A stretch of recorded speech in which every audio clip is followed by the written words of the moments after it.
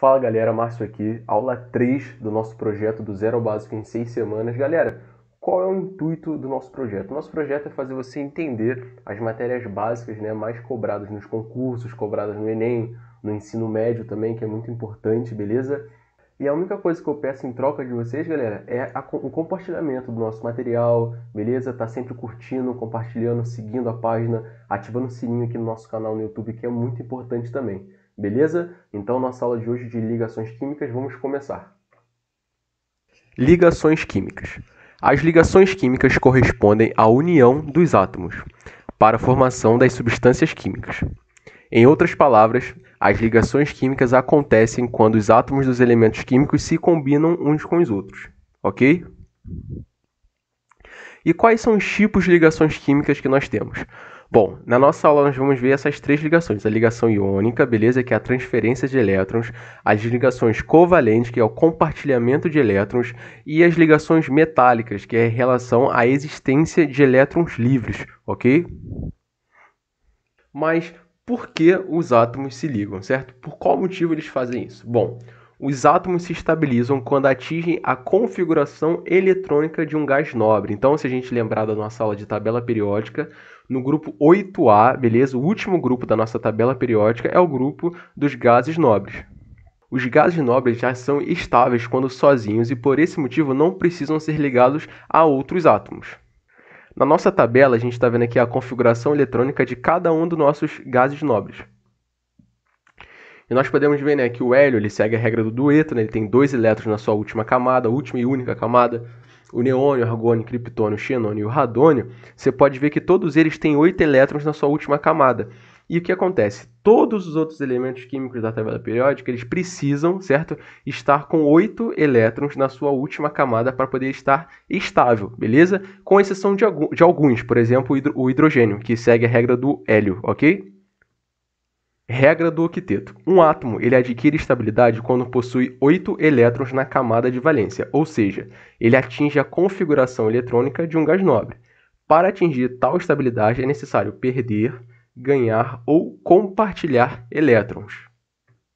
Aqui uma visão geral da nossa tabela periódica dos grupos 1A, 2A, 3, 4, 5, 6, 7 e 8A, que são os principais grupos da tabela periódica, beleza? São os grupos que a gente mais estuda. Então, a gente pode separar da seguinte maneira. No grupo 1A e no grupo 2 e no grupo 3, eles têm tendência a perder elétron, certo? O grupo A perde 1, o grupo 2 perde 2 e o grupo 3 perde 3. No 5, no 6 e no 7, ele inverte. O grupo 5 ele precisa ganhar 3, o 6 precisa ganhar 2 e o 7 precisa ganhar 1. Enquanto os elementos do grupo 4A eles têm tendência a compartilhar elétrons. Isso aqui, galera, são as tendências, beleza? A gente precisa sempre observar cada uma dessas informações. Então, vamos entender o seguinte. Se todos os elementos precisam, certo, para ficar estáveis, quando eles se ligam a outros, eles precisam respeitar a regra do octeto, vamos usar a matemática para entender isso aqui, ok? Se o seu elemento ele está na família 1A, então ele tem um elétron na última camada dele, na camada de valência. Bom, é mais fácil ele ganhar 7 elétrons para chegar a 8 ou perder 1 para chegar a 8, beleza? Vamos imaginar sempre dessa forma. É mais fácil ele perder 1, Então, por isso que ele tem que perder. E sucessivamente. O 2 é mais fácil ele ganhar 6 ou ele perder 2? É mais fácil perder 2. O 3 ele é mais fácil ganhar 5, certo? Ou perder 3. É mais fácil perder 3. E aqui na nossa família 5, 6 e 7A, a explicação é a mesma, Se você tem 7 elétrons na sua última camada, é mais fácil você ganhar 1 do que você perder esses 7 para poder ficar estável, correto? Vamos estudar agora a ligação iônica. Também chamada de ligação eletrovalente, esse tipo de ligação é realizada entre íons, certo? Cátions e ânions. Daí o termo ligação iônica, de íons, beleza? Para ocorrer uma ligação iônica, os átomos envolvidos apresentam tendências opostas.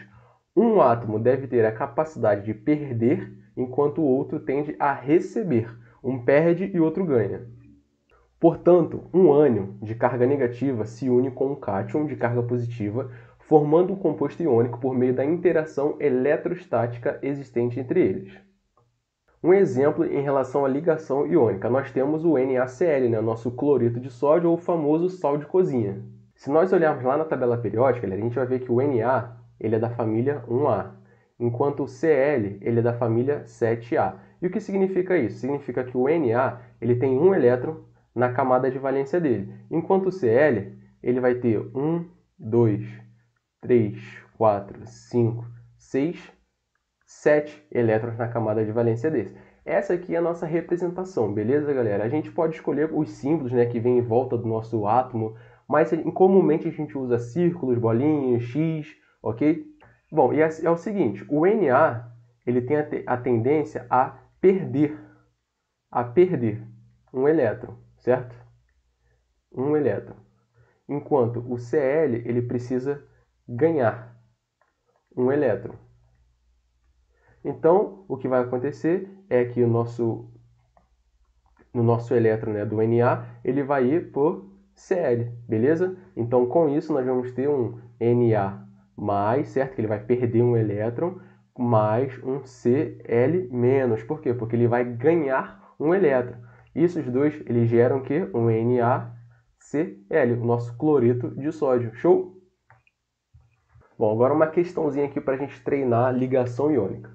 Da combinação química entre os átomos de magnésio, certo, com número atômico 12, e o nitrogênio com número atômico 7, pode resultar a substância de fórmula. Então a gente precisa juntar o magnésio com o nitrogênio, certo, de uma forma que eles fiquem estáveis. E a forma que a gente juntar, né, o resultado vai ser uma dessas alternativas.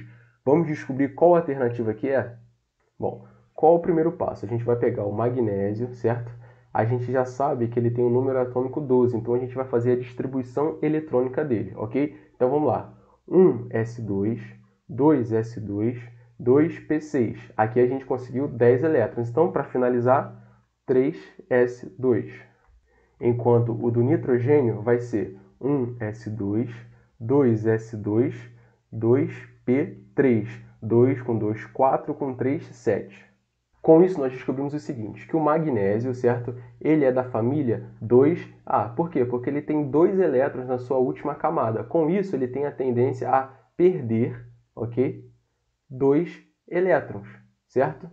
Então, se ele tem a tendência a perder 2 elétrons, o nosso íon é o Mg2+, ok? E o nitrogênio é o seguinte, galera. A soma dos expoentes é 2 com 3, né? É 5. Então, ele é da família 5A. Quem é da família 5A é o seguinte, ele tem a tendência a ganhar 3 elétrons, para chegar a 8, correto? Ganhar 3 elétrons, se tornando o íon N3-. Então, a resolução vai ficar da seguinte maneira. A gente tem o Mg, certo? 2+, e a gente tem que somar com o nitrogênio 3-. Isso vai gerar um MgN, certo? Mas o Mg ele não está estável. Por quê? Porque o Mg ele precisa perder 2 elétrons, enquanto o nitrogênio precisa ganhar 3 elétrons. E como nós resolvemos isso? Bom, da seguinte maneira. O Mg ele vai ter que ter uma quantidade que seja múltiplo do nitrogênio, certo? E o nitrogênio vai ter que ter uma quantidade que seja múltiplo do magnésio, para que os coeficientes deles se anulem, certo? E como eles vão se anular? Da seguinte maneira, né? X vezes 2+, certo? Menos y vezes 3-, que vai dar 0, ok? Vocês conseguem entender? Se a gente fizer 3 vezes 2+, menos 2 vezes 3-, isso aqui vai dar 0? Por quê? 3 vezes 2, 6, mais, menos 2 vezes 3, 6 menos. Se você tem 6 e tira 6, a resposta dá 0. Com isso, nós entendemos que o magnésio ele vai precisar ter uma quantidade de 3 magnésios, correto? Enquanto o nitrogênio vai precisar ter uma quantidade de 2, certo? Então, com isso, a gente vai marcar a alternativa Mg3N2, alternativa A. Mas a gente também pode fazer de uma outra forma, que é uma forma até mais rápida, ok? E que faz total sentido na hora de estar fazendo a nossa conta, tá? Vamos botar aqui da seguinte maneira. O Mg, certo? Ele tem que ter o coeficiente 2+, então Mg 2+. Enquanto o nitrogênio, certo? Vou botar um N, ele tem um coeficiente 3-.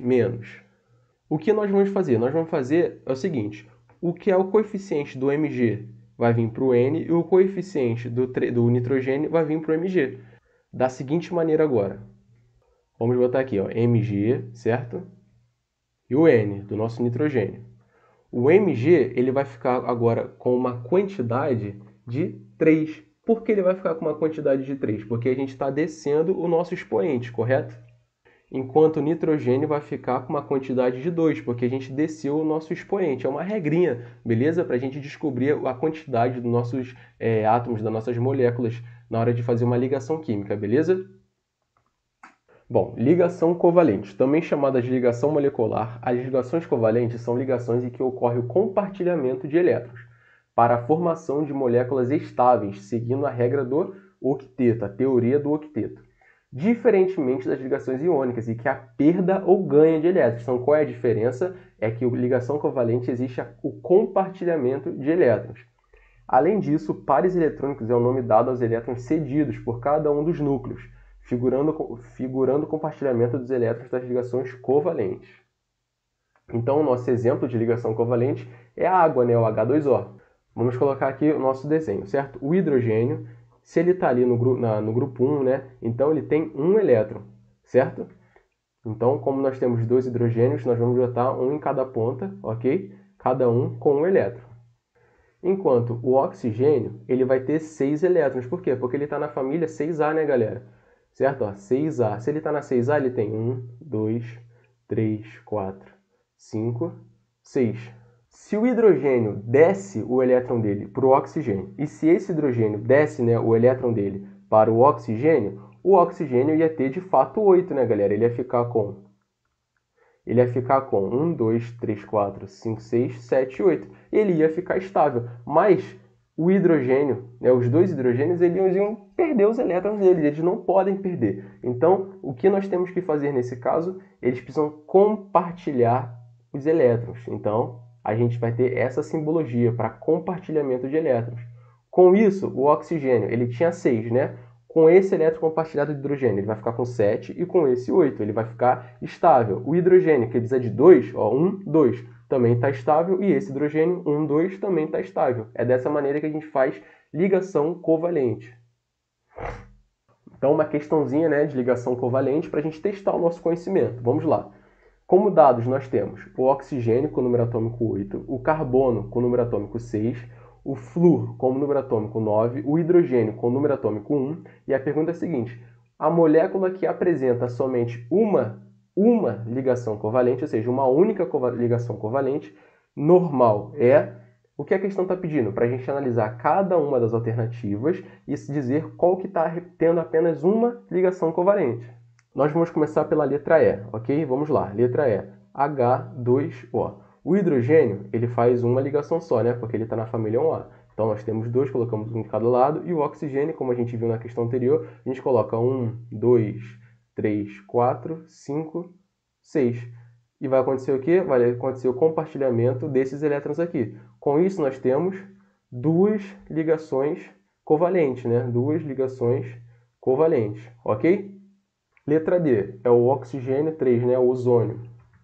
Vamos desenhar. Então, o oxigênio, ele faz 1, 2, 3, 4, 5, 6, beleza? Mais um oxigênio, um do lado do outro, ó. 1, 2, 3, 4, 5, 6. E mais um oxigênio, um do ladinho do outro. 1, 2, 3, 4, 5, 6. Bom, primeiro vai existir um compartilhamento de elétrons entre esses dois. Depois, mais um compartilhamento de elétrons entre eles. Então, esses dois, os dois primeiros oxigênios, agora estão estáveis. E o que nós vamos fazer com o oxigênio da direita? Bom, é a matéria dos próximos slides, né? É uma ligação covalente dativa. Por quê? Todos os nossos dois elementos, né, os dois oxigênios, eles estão estáveis. Então, a gente vai pegar aqui essa simbologia e vai doar para o oxigênio do lado, sem que a gente esteja perdendo o nosso. A matéria dos próximos slides, mas que fique claro que nós temos duas ligações covalentes mais uma ligação covalente dativa, beleza? E a letra C é o nosso monóxido de carbono, né? CO. O carbono ele faz parte da família 4A, então ele tem 4 elétrons na camada de valência dele. Enquanto o oxigênio ele é da família 6A, então ele vai ter 1, 2, 3, 4, 5, 6 elétrons na camada de valência. E o que vai acontecer com eles? Eles vão compartilhar os elétrons que eles possuem para poder o carbono Com isso, o oxigênio vai alcançar o octeto, né? Ele vai ficar com 8, enquanto o carbono ele ainda vai ficar com 6, precisando ter mais 2. Então vai entrar aqui uma ligação covalente dativa, beleza? Então 6 mais 2 fica 8, então fica estável. Mas com isso nós temos duas ligações covalentes mais uma ligação covalente dativa, o que não é a nossa resposta. A letra B, né? Um oxigênio, certo? Duas moléculas de oxigênio. Como que fica? Oxigênio 1, 2, 3, 4, 5, 6 e um outro oxigênio com 1, 2, 3, 4, 5, 6 elétrons. Eles vão compartilhar os elétrons entre eles. Então, nessa alternativa nós temos duas ligações covalentes, o que também não é a nossa resposta. E para finalizar nessa questão, galera, eu apaguei aqui a alternativa B, vai ficar da seguinte maneira. Nós temos dois átomos de flúor, né? Ele está na família 7A, o que significa que ele tem 7 elétrons na camada de valência dele, certo? Então vai ficar 2, 4, 5, 6, 7. E desse lado vai ficar 1, 2, 3, 4, 5, 6, 7. Um não pode dar para o outro e ficar sem nada, né? Senão não vai atingir o octeto. Então o que eles precisam fazer? Compartilhar o elétrons entre si. Então com isso, nosso gabarito, letra A. Ligação covalente dativa, também chamada de ligação coordenada, ocorre quando um dos átomos apresenta seu octeto completo, ou seja, 8 elétrons na última camada, e o outro, para completar sua estabilidade eletrônica, necessita adquirir mais 2 elétrons. Um exemplo de ligação covalente é o nosso SO2, correto? Aqui já está até a representação dele, né? Como é que fica, então vamos lá. O S fica no meio, né? O enxofre, então de um lado o oxigênio, do outro lado o outro oxigênio. Esse oxigênio ele tem 6 elétrons, então vamos desenhar 2, 4, 6. E desse lado 2, 4, 6. Enquanto o enxofre também faz parte da família 6A. Vai ficar da seguinte maneira, né? 1, 2, 3, 4, 5, 6. Bom, o que eles precisam fazer para ficar estáveis?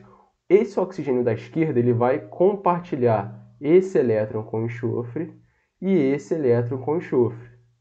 Beleza, os dois possuem 8 elétrons agora, né? 6 com 2, 8, 6 com 2, 8. E esse oxigênio, o que precisa ser feito? Aí entra a ligação covalente dativa, que é representada por essa setinha aqui. A gente vai pegar um par de elétrons livres do enxofre e vai doar ele para o oxigênio, beleza? Mas sem que a gente perca ele, ok? Se a gente perder, a gente vai ficar sem, a gente vai ficar só com 6, né? Então vai deixar de estar estável. Então isso aqui é uma propriedade da ligação covalente dativa. Uma questãozinha para a gente treinar, então, ligação covalente dativa. O trióxido de enxofre, né, o SO3, é formado através do compartilhamento de elétrons entre átomos de enxofre e oxigênio. Quantas ligações químicas se fazem presente nesse composto? Bom, galera, a primeira dica que eu dou para vocês, né, para ligação covalente, para a gente ligação iônica, é você conhecer a tabela periódica. Ah, mas isso gravar? Não, não é gravar. Mas tem que conhecer, por exemplo, a gente tem que saber que o oxigênio ele está na família 6A. E a gente tem que saber que o enxofre ele também está na família 6A. Porque são elementos muito utilizados, né? Isso aí você precisa saber, galera. Bom, vamos desenhar, tá? E outra dica que eu dou é sempre desenhe as questões que você precisa resolver. A gente desenha um enxofre no meio e os oxigênios a gente põe nas extremidades, beleza? E embaixo também. Então vamos lá, esse enxofre tem 1, 2, 3, 4, 5, 6 elétrons. Esse oxigênio também, certo? 6 elétrons. Esse oxigênio também tem 6 elétrons. E esse oxigênio também tem 6 elétrons. Deixa eu mudar aqui para ficar tudo padrão, beleza? Então fica da seguinte maneira. Esse enxofre com esse oxigênio, eles vão estar compartilhando 2 elétrons, conforme a gente já viu em algumas questões, né? Então agora, esse aqui tem 8, esse aqui tem 8. Mas esse aqui tem 6, ele também tem 6. O que nós vamos fazer? Covalente dativa. O enxofre manda 2 para cá e o enxofre também manda 2 para o outro lado. Então, 6 com 2, 8. 6 mais 2, 8. Agora tudo está estabilizado. Ligação metálica é a ligação que ocorre entre os metais, elementos considerados eletropositivos e bons condutores térmicos e elétricos. Para tanto, alguns metais perdem elétrons da sua última camada, chamada de elétrons livres, formando assim os cátions. A partir disso, os elétrons liberados na ligação metálica formam uma nuvem eletrônica. também chamada de mar de elétrons, que produz uma força fazendo com que os átomos do metal permaneçam unidos. Galera, as questões de ligação metálica, né, de ligações metálicas, a gente vai ver muito mais a parte teórica, entendeu? Tem vestibular que já perguntou, tipo, mar de elétrons é uma característica referente a qual tipo de ligação química, entendeu? Então você tem que estar com essa teoria também no sangue. Bom, e como exemplo de ligação metálica, né, a gente pode citar algumas. A gente tem o aço, né? Como é que é a ligação do aço? Como é que o aço é formado, no caso? Ele tem ferro na sua composição e principalmente o carbono. Então, é um exemplo de ligação metálica. O aço inoxidável, né, que é um tipo de aço diferente, ele tem na sua composição o ferro, o carbono, o cromo e o níquel. Então, é mais um exemplo de ligação metálica, ok? São ligações apenas que tenham metais. Show? Então, uma questão, né, teórica sobre ligação metálica é o seguinte: a propriedade que todo metal possui de conduzir calor deve-se a letra A, ruptura das ligações metálicas, letra B, a existência de elétrons livres, letra C, a existência de prótons livres, letra D, ao núcleo dos átomos dos metais que possuem um número muito grande de prótons, e a letra E, ao ponto de fusão baixo. Então, conforme nós vimos na teoria, né, a ligação metálica ela tem como característica elétrons livres. Esses elétrons livres eles vão permitir exatamente isso, que ele tem uma maior condução de calor, né? Então, vou botar lá, maior condução de calor e uma maior condução de eletricidade. Então, com isso, gabarito letra B. Então, chegamos ao fim da nossa aula de ligações químicas. Show de bola? Vamos continuar, então, na nossa lista de exercícios, ok? E mais tarde vai estar saindo um vídeo da resolução da nossa lista de ligações químicas.